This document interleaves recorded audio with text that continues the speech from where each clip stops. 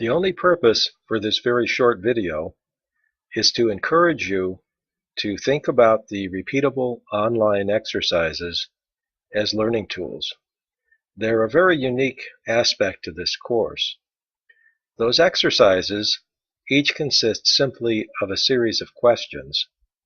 Each question has 10 true-false statements within it. It seems like true-false statements are easy, but sometimes I make the statements have more than one fact in them, and any fact being wrong makes the statement false. Here's a hint. In any group of 10 statements grouped under a question, there's always at least one false statement, and there's never any more than 3 false statements. Here's something else. Link C at the course website at piopie.co/205.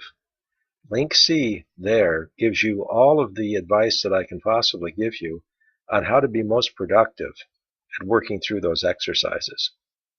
As learning tools, they're intended to be worked on one question at a time until you perfect that question. So despite what the system may say about it being a quiz, or about the fact that once you submit you won't be able to do any more work, it's not really true. That's just the general run-of-the-mill for using quizzes in the normal way. I don't use them that way. I use them as a learning tool, and they're exercises, so it's perfectly acceptable, and in fact I recommend that you work on one question after having done the videos and the readings and prepared some notes using the content of the exercise sheets in the workbook. What you need to do then is go complete that one question on the web and let the score come to you by way of submitting and finishing. If you don't get a 10, that is a perfect score, your knowledge still isn't really perfected of that material. So go back and review the material and the answers that you gave. Take a hard look at every one of those statements. Between 1 and 3 of them is false. Here's the way the scoring works. Every statement that's true that you check mark gives you a little bit of credit for that question. Any statement that's false that you check mark subtracts a lot of credit. Sometimes it's 20%, sometimes 30%, sometimes 40%, sometimes 100%. I do that intentionally. It's no indication of whether the answer is important or not as to the value. It's simply so that it makes it much more difficult to game this thing.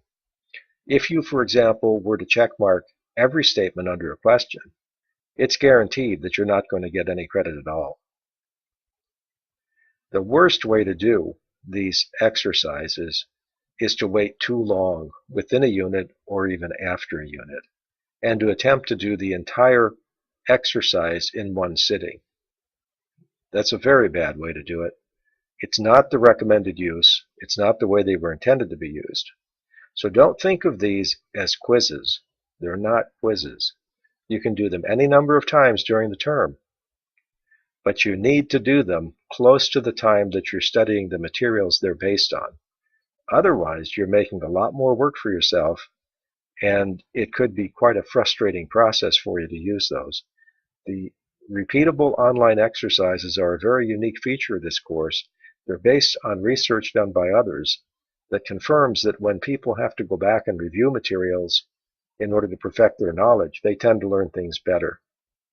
That's one of the more innovative things you can do with online instruction, and I think it's a very powerful way for people to learn, essentially on their own, but interacting with materials I've put out there. I couldn't possibly use these in a classroom environment, but it's certainly possible to gain a lot of productivity in learning using them in online teaching.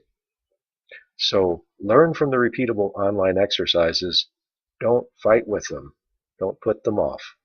And use the contents that are listed in the course workbook to your better advantage in making notes and using those notes in completing the repeatable online exercises.